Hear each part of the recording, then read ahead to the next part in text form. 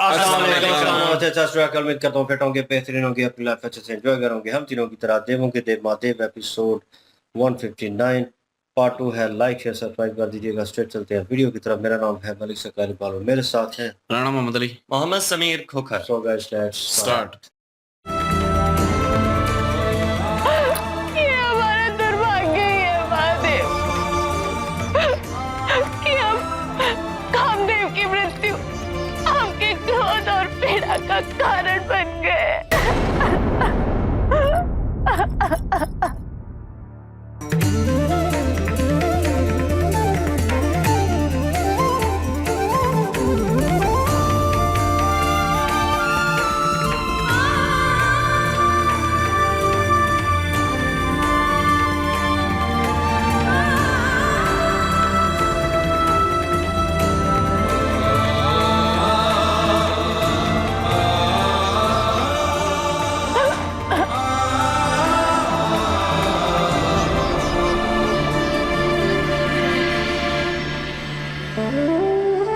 पार्वती, पिताजी, ये पुत्री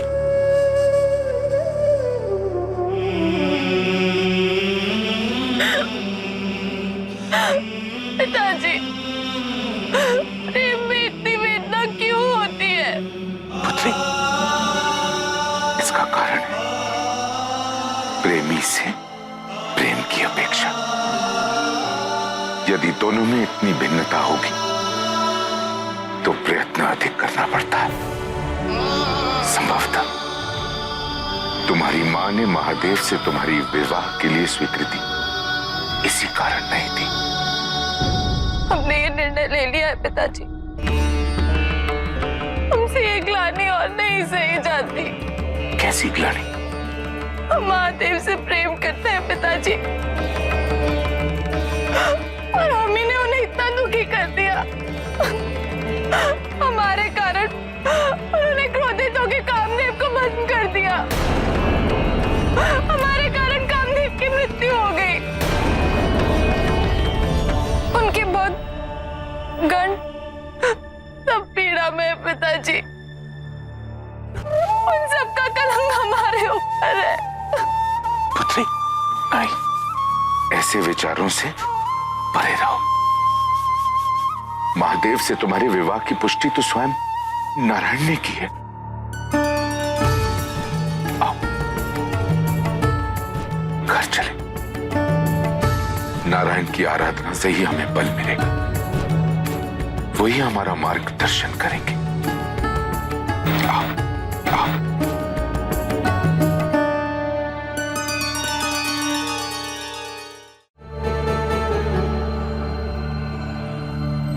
स्वामी, सभी देवतागण आपसे परामर्श हेतु यहाँ उपस्थित हैं। मेरे पास इस समस्या का कोई समाधान नहीं है।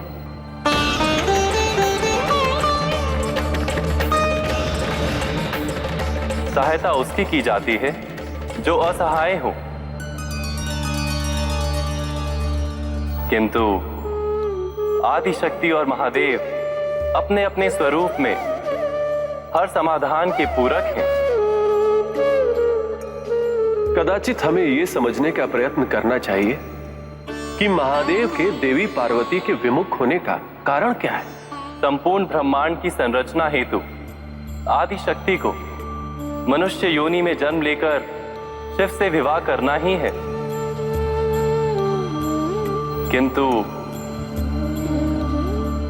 हर मनुष्य का जन्म अपवित्रता से रंजित होता है, और इस अपवित्रता का परिणाम होता है कष्ट और असंगति। देवी पार्वती को हर अपवित्रता से मुक्त होना चाहिए। परंतु माता पार्वती को इसका ज्ञान तो होगा ही। गुरु के अभाव में कोई ज्ञान संभव नहीं होता। देवी पार्वती को भी ऐसे ही गुरु की आवश्यकता है जो उन्हें तपस्या की सूक्ष्मताओं के बारे में, अवगत करा सके। प्रभु, माता पार्वती के लिए सबसे उपयुक्त गुरु कौन हो सकता है? वो महापुरुष जिसने अपने जीवन को भक्ति और उपासना में समर्पित कर दिया है।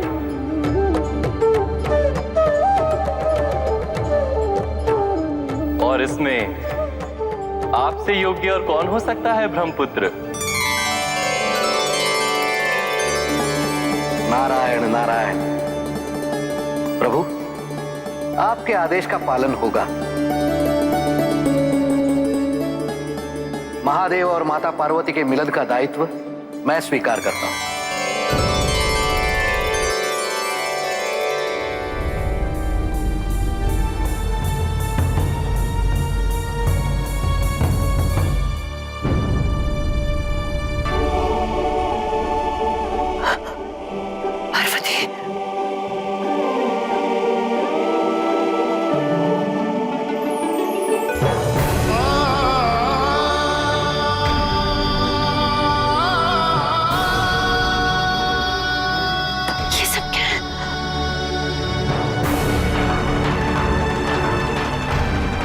अवश्य महादेव से मिलने गई होगी,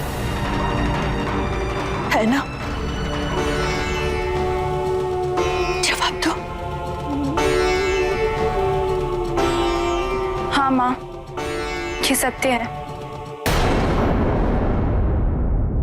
हम उस गुफा में महादेव से मिलने ही गए थे।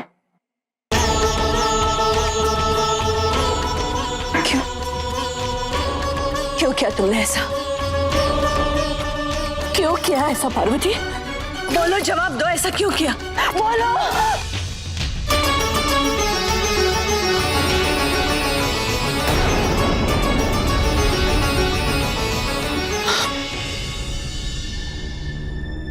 क्या तुम नहीं जानती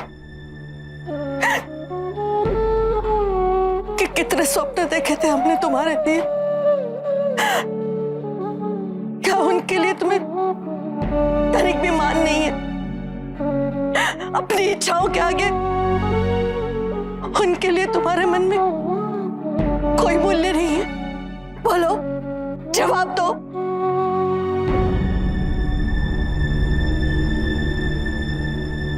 माँ, हमें ये ज्ञात है कि आप सदैव हमारे हित के विषय में चिंतित रहती हैं, और ये भी सत्य है कि हम महादेव से अत्यधिक प्रेम करते हैं।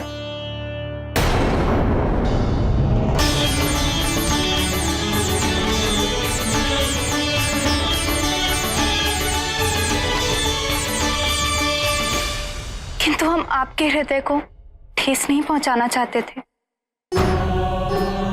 तो वचन दो हमें कि आज के बाद तुम महादेव से कभी नहीं मिलोगे। उनसे विवाह का विचार पूर्णतः त्याग दोगे।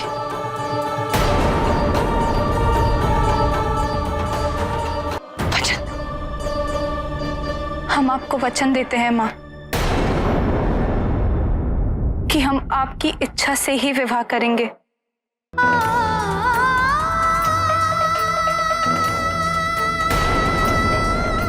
और आपकी स्वीकृति के बिना कोई कार्य नहीं करेंगे।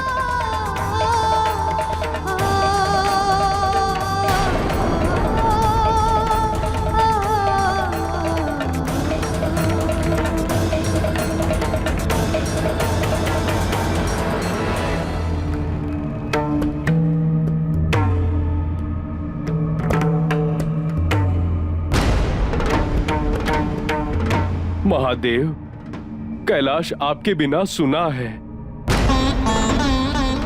हाँ स्वामी, आपके कैलाश छोड़ने के पश्चात भृगु और अन्य भक्तगण आपके जिजीविषा के अभाव में पाषाण प्रतिमा हो गए हैं। मैं कैलाश कभी नहीं जाऊंगा। वो स्थान सती की स्मृतियों से परिपूर्ण है।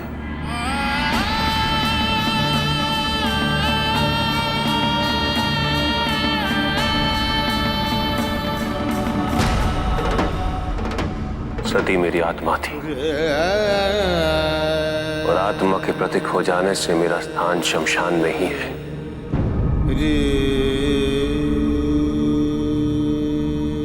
क्योंकि यही वो स्थान है जहां से आत्मा शरीर से भिन्न होती है। परंतु प्रभु, माता पार्वती में क्या अवगुण है? आप उन्हें क्यों तिरस्कृत कर रहे हैं?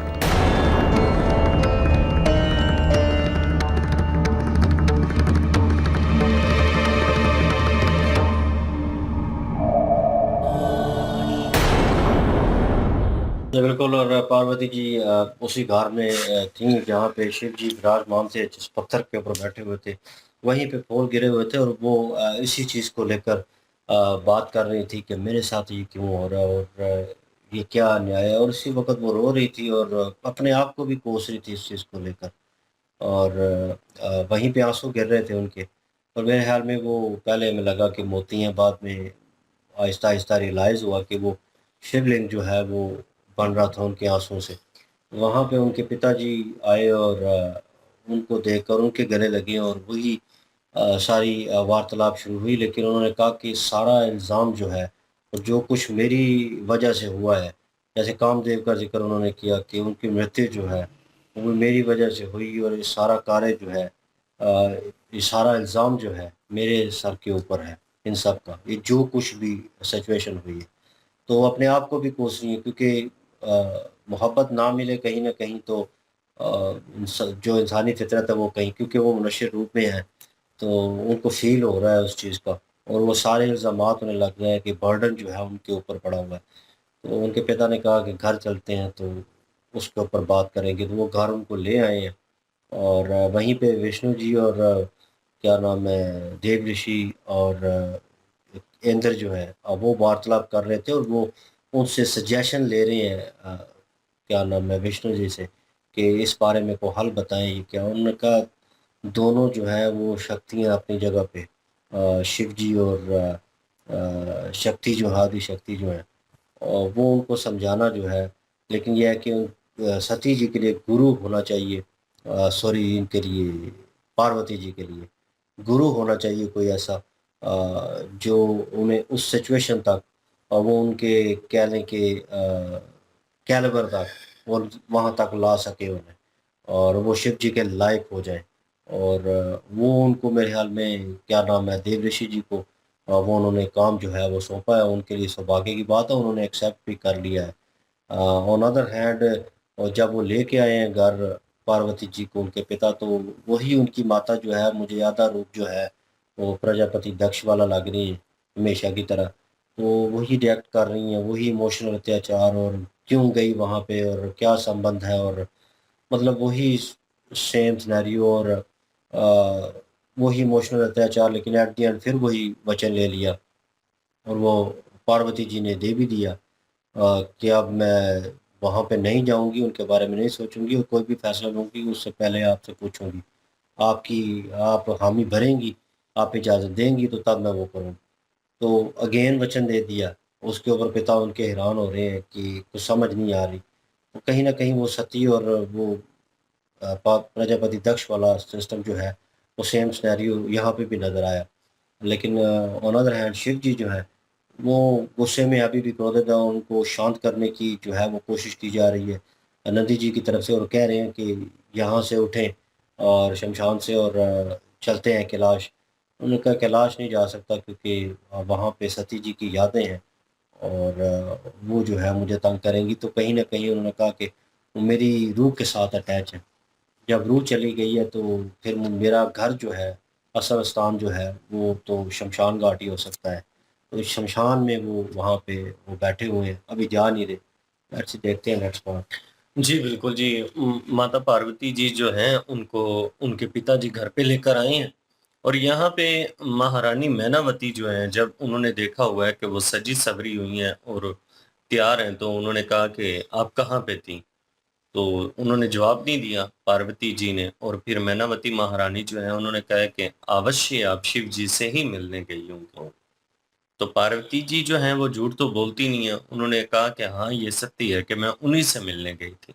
लेकिन इसके बाद जो मैनावती महारानी है काफी ज्यादा क्रोधित थी और इस बात को लेकर उन्होंने कहा कि आपने क्यों ऐसा किया, आपको नहीं पता कि आपको ऐसा नहीं करना चाहिए था। आप जानती हैं कि आपके पैदा होने के बाद, आपके जन्म होने के बाद हमने कितने सपने देखे थे और उन सपनों को पूरा करने के लिए कितनी ज्यादा कठिनाइयों का सामना हमने किया है।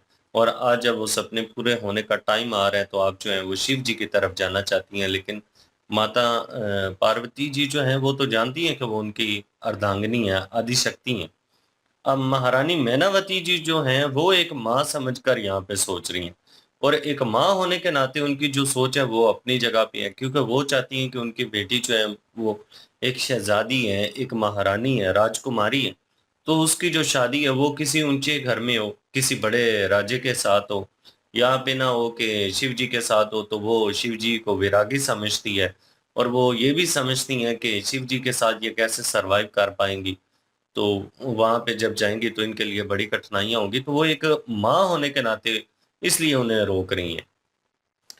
बिल्कुल माँ होने के नाते रोक रही हैं, लेकिन वचन भी ले रही हैं। और वही मतलब कि वो वही बात कही ना कि जो दक्ष था वो जो है वो अहंकार में आके शिव से दुश्मनी की खातिर जो है शिव जी से, तो ये सारा कुछ उसने वचन लिए और सारा कुछ किया, रोकने की कोशिश की।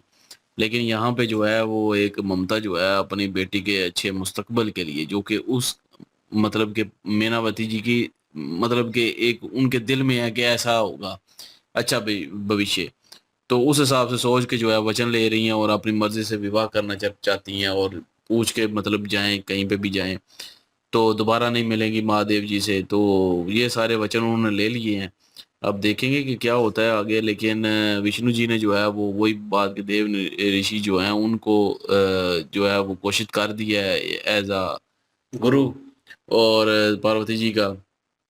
और उसके अलावा जो है पिताजी ने भी बोल दिया कि विवाह तो ज़ाहिर होगा, वैसे होगा, लेकिन उनको ये है कि क्योंकि बाधा उन्होंने दूर करनी है जितनी भी आनी है बीच में, और सबसे बड़ी बाधा है मीनावती बीच में, वो दूर नहीं हो रही।